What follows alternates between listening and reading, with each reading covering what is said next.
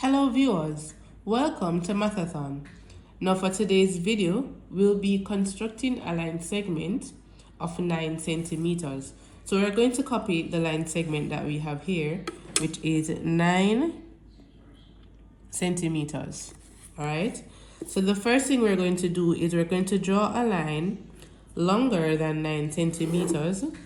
And let's call our starting point here C.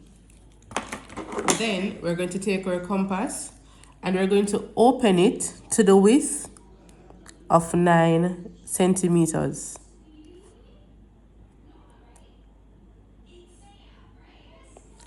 And then we're going to go to our starting point and we're going to make an arc.